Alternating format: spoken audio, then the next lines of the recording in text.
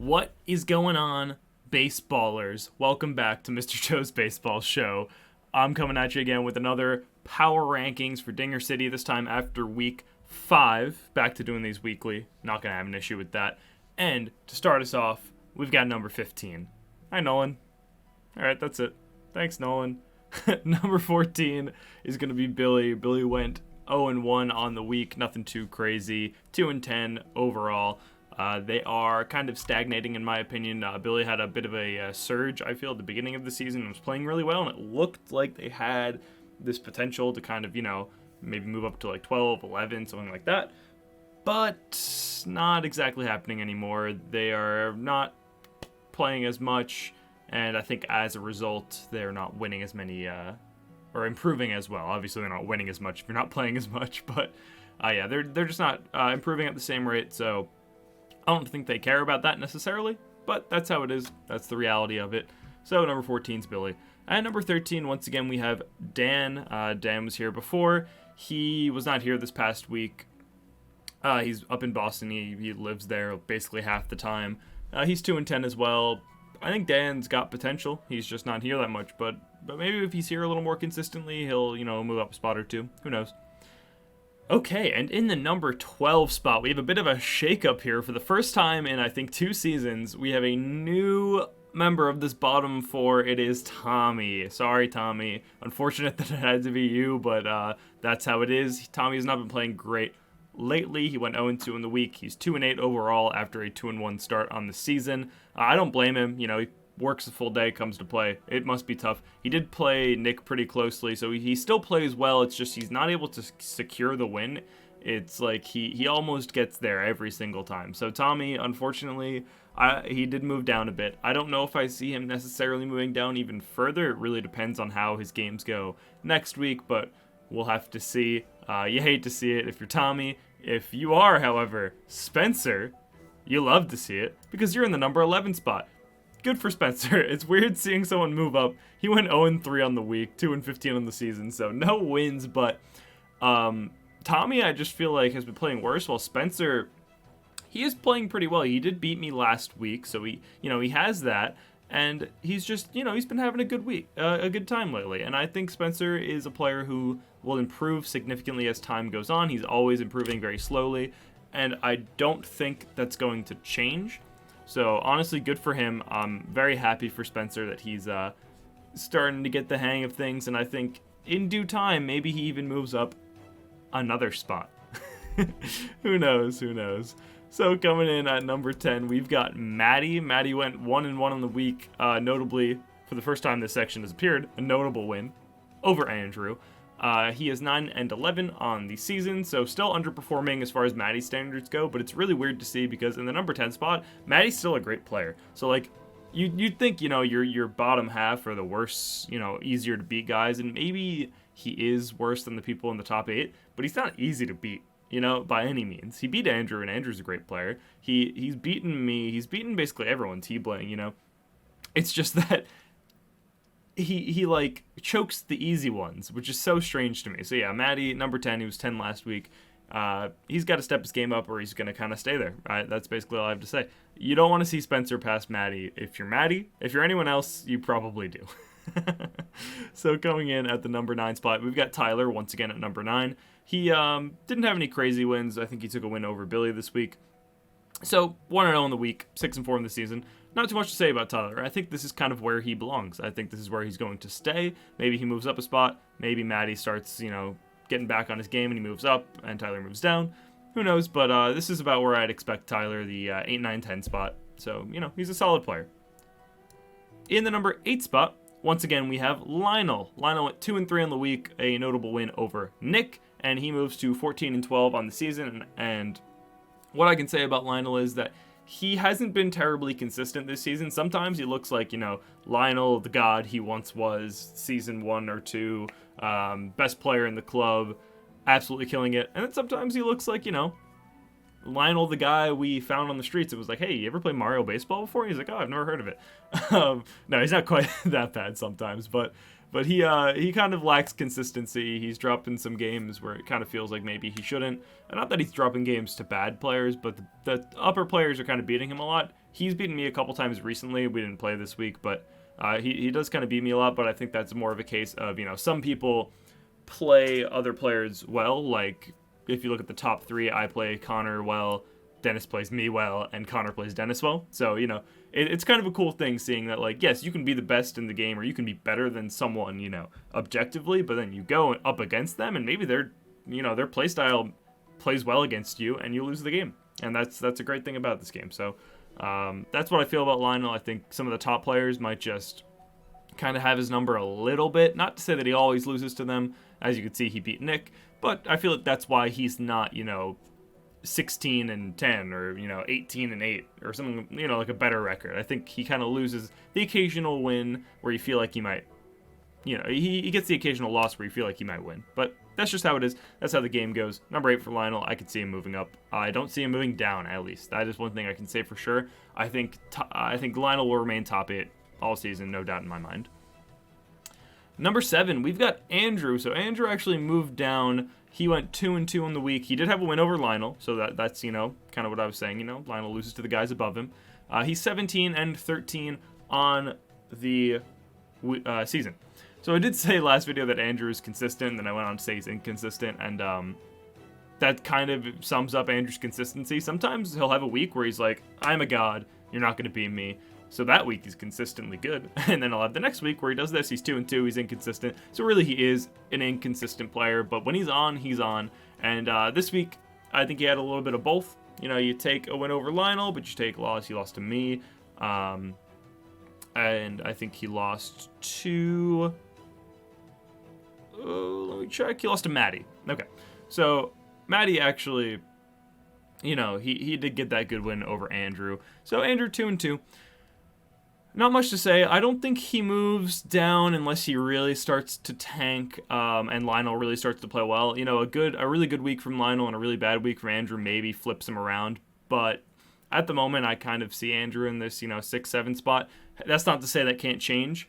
But like I said, Andrew, sometimes he's excellent. And he plays top players really well, which I think is important. Now, I have Andrew's number. Generally, I don't think I've lost to him this season. While some other players like Nick, I think Andrew might beat him more often than not. Not entirely sure. I'd have to take a look at their standings. But Andrew does play the top players really well. He was one of Dennis's only losses last season. So that's just something to keep in mind looking at Andrew going forward. But for now, he's going to take the number 7 spot. And in the number 6 spot, you've got Jason. He moved up over Andrew here. He went 3-1 on the week and 13-10 on the season. Notably beating myself and Lionel. A real nail-biter, me and Jason. I think we went like 12 innings. It was 12-11.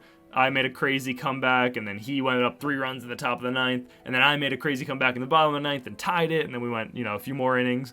He ended up eking it out over me, 12-11.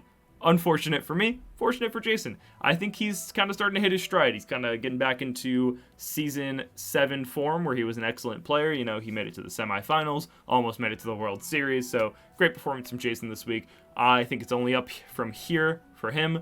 I could see him landing in that number 4 spot, maybe even the number 3 spot if he really... Like, the way he played this week was really, really good. His only loss was to Dennis, and that is, obviously very respectable. So he could potentially get there, but that is a hard ask if you are rooting for Jason. But that's not to say he can't, because he definitely can. I've played against him plenty of times. He's an excellent pitcher. And I think with Jason, his hitting's a bit inconsistent, but his pitching is almost always on. And that is, if you're having trouble hitting sometimes, and you can keep him to 1 or 2 runs, sometimes that doesn't even matter, and I think that's Jason's biggest strength, and I think that will carry him throughout the season and most likely in the playoffs. We're coming up on about halfway through the season, so it's hard to say that, my current rankings or the current standings are what the playoff picture will look like, because we have a whole at this point we have a whole 7 weeks, maybe more than that. Not entirely sure, so yeah, I mean, anything can happen, Who knows? Maybe Jason will tank and land at number 10, or maybe he'll have a god run and end up at number 1. Who knows? He's the player I think you should watch the most right now, though. Well, you should watch all our videos, but he's the player to watch as far as movement goes. I think he has the most potential to move up as far as anyone goes at the moment. In the number 5 spot, we've got T-Bling. I don't have much to say about him. He hasn't been here in a couple weeks because he lives far away. He lives in he lives like an hour and a half away from us. So it's a bit hard for us to get him out here every week. Plus, he has another obligation on the same day that we play. But T-Bling's a great player. I don't feel comfortable moving him down just yet. But if the time comes and Jason's playing really well, then I will have to give him the bump down to number 6. But at the moment, T-Bling can keep his number 5.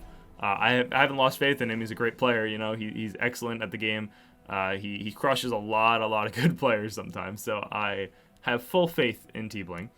And I have a similar situation here with Nick. Not that Nick doesn't come, because as you can see, he went 2-2 in the week. He's 15-10. He didn't have a crazy week. His wins were, you know, pretty, not bottom of the barrel, but it was Spencer and Tommy. So I guess kind of bottom of the barrel. Sorry, guys.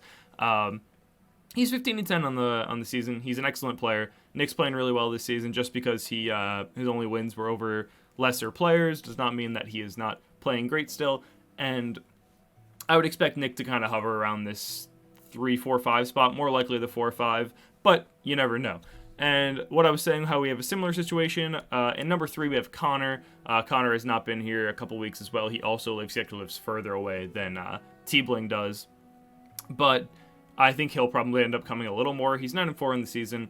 I would expect to see him again soon, fingers crossed. Hopefully, I'd like to see him again soon. Connor's a great guy. But, again, if Nick keeps playing, like, really well and Connor hasn't shown up in a couple weeks, he'll probably get the bump down. Nick will take that number 3 spot. But at the moment, I think he can keep it because I've played against him. I play him pretty well, as I was saying before. But he's a very good player. He's very, very good. And it is tough to beat him. So I would say Connor deserves that number 3 spot for the time being, but Nick is right on his heels, just as Jason is on T-Bling, Tom's heels. And now, your number 2. It's still me. I know. I'm still not number 1. Who can believe that, right? I'm 3-1 on the week. I beat Nick and Andrew. My loss was to Jason. I think my other win was over Spencer. Yeah, it definitely was. And 15-5 on the season. So, 75% win rate is nothing to there's a term for it. It's good. It's definitely good. I'm playing well.